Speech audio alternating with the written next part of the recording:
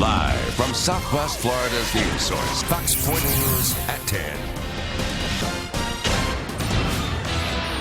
4 in your corner, tracking the tropics tonight, keeping a close eye on a disturbance in the Bahamas that could affect our weather as early as tomorrow. Thanks for choosing Fox 4 News at 10. I'm Lisa Greenberg with Storm Shield forecaster Tony Sadiku with the latest tonight. Tony? Good evening, Lisa. Of course, we've been talking about Invest 99 for about a week now, and it's still having the same issues. Struggling to develop, struggling to really have a defined center of circulation. You can see it here. Lots of moisture near Cuba. Of course, Cuba really keeping it at bay. Here's the latest from the National Hurricane Center. About a 40% chance that this becomes a named storm, which would be Hermine here over the next 2 days. A better chance as we get into the early part of the week. Right now, here's a quick check of what we could expect. At least you can already see that spaghetti plots still have this thing all over the place. There's still a lot of uncertainty as we get into the next couple of days, especially by Monday in terms of which way this thing goes. And that's because there's still a lot of factors that Invest 99 is still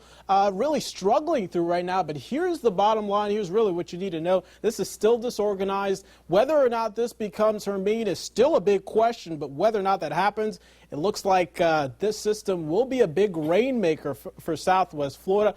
I'll detail that part of the full forecast coming up in just a few minutes. Lisa. All right, thank you, Tony. And even though the forecast is looking brighter, South Florida Water Management is still preparing for heavy rainfall, releasing water from Lake Okeechobee into South Florida canals to make room for the rain. For the past few days, billions of gallons of water have flowed out into the ocean through the Caloosahatchee River. The district is hoping to reduce the risk of flooding during the rainy season, meaning the water levels in some of our canals will be affected. You know, you're preparing for what likely is a lot more than a summer thunderstorm. It creates more room in the canals to take all the storm water that's anticipated when it hits the parking lots and the yards. The South Florida Water Management District is hoping not to have to pump water back into Lake Okeechobee to lower canal levels. By lowering the levels early, officials believe they will not have to risk raising lake levels. 11 years after the last major hurricane, Wilma, hit Florida, utility crews say they're now better prepared. Florida Power and Light says they've used those 11 years to learn. It's strengthened many poles, in many cases using concrete instead of wood. The lines may still go down, but the poles will stay up, making repairs easier and faster. FPL also launching a smart grid, which lets officials know exactly where those outages occur. And Lee County deputies are investigating a death in Fort Myers tonight after a body was found at the racetrack gas station on Cleveland Avenue. The sheriff's office tells us their major crimes unit is still investigating, but this is an isolated incident and there is no danger to the community. And scary moments at a bank in Fort Myers this afternoon. The FBI and Fort Myers police are investigating a robbery at the Chase Bank off Lee Boulevard and State Road 82. Witnesses say the robber fired a gun before fleeing and is still on the run tonight. 4 in your corner's Deborah Souverain was at the bank earlier today, and she's telling us what witnesses say happened. Deborah? Shoppers on edge. I was scared to death because I didn't know if it was still going on or not.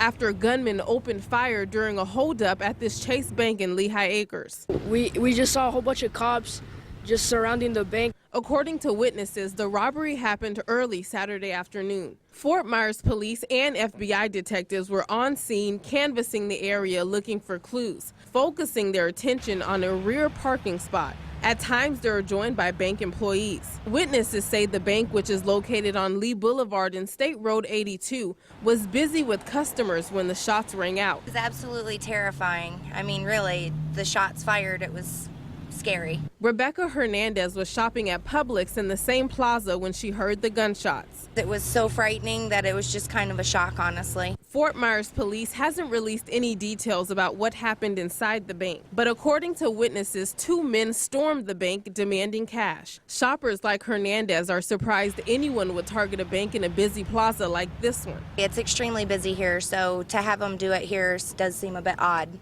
There weren't any reports of injuries, and police haven't said if they've made any arrests. This is a really nice neighborhood over here, so that's scary. Now, authorities have not released a description of the suspects as of yet, but you can count on 4 in Your Corner to keep you updated on any new information. And doctors say a baby born with Zika in Florida has an unknown future since the virus is so new. The mother contracted the virus at the end of her first trimester while on vacation near Venezuela. Doctors say they saw abnormal signs from the mother when she returned, so they performed an ultrasound on the baby's brain. The mother says she's just thankful her daughter's condition isn't worse and calls her daughter a miracle child. Her frustrations come from the fact that no one can really tell her, can this be treated, what is going to be the long term, how she's going to do. They keep telling her that we don't know how this, because the virus is too new, and so we don't know long term what's going to happen with the baby. And doctors say they will be conducting regular screenings for the first 6 months of the child's life. 4 men are behind bars tonight charged in the death of a Cape Coral man. He was shot and killed earlier this week in what police are now considering a marijuana drug deal gone bad. David Johnson, a former campaign worker for Democratic congressional candidate April Freeman, was gunned down Monday inside of his mother's home on Northeast 23rd Terrace. 18-year-old Rodney Charles, who's accused of pulling the trigger, went before a judge yesterday. He and 3 alleged accomplices, Marciano St. Louis, Michael Webb, and David Zapata, are each facing robbery and second-degree murder charges. And a Fort Myers Beach firefighter accused of having a sexual relationship with a child is out of jail tonight. A 28-year-old Stephen Reynard, seen here in the department photo from 2014, is facing 2 counts of sexual assault on a minor. He posted a $70,000 bond. Deputies say over the course of a year, Reynard was having a sexual relationship with a 14-year-old girl. They say the relationship ended just a few weeks ago, and as part of his release, he's banned from having contact with any kids. Reynard has worked with the department, for 8 years. And if you didn't get a chance to vote early, you're going to have to wait until Tuesday now, as early voting is wrapping up in Lee County today. 4 in Your Corner uncovering a ballot issue earlier this week, causing some problems at the polls. The ballots were 1/8 of an inch too wide. That's about the size of a cheese slice. It seems pretty small, but it's enough to force the machines to reject those ballots. Lee County then ordered new ballots with the correct margins, and we're told that the voters were able to get in and out of the polls to avoid the lines for Tuesday's primary. Between the hassle of working on a day-to-day basis and then the hassle of everybody getting off of work and trying to do the same thing to go vote and then having to stand in line, this is a lot easier process. And again, the Florida primary is this Tuesday. We're learning more about a story that's made national headlines, a sex incident inside a bathroom at South Fort Myers High School. The district eventually firing head football coach and school security specialist Anthony Dixon. 4 in Your Corner was the first to bring you the details of an investigative report revealing more about the day a group of football players had sex with a 15-year-old girl inside the school's bathroom. Coach Dixon's statement says he left football players in a study hall with 3 other coaches for a lunch break. But new details released from the district say multiple students walked to and from the restroom where the incident occurred in Coach Dixon's presence. Meanwhile, in response to what happened at South Fort Myers High School, Superintendent Greg Atkins spearheaded a policy change to keep your kids safe this school year. He says each school now has its own system in place to closely monitor the building and its students, both during and after school. Atkins says there will also be more supervision and a greater sense of urgency. Collier County school leaders sending flyers home, encouraging parents to talk to their kids about safety.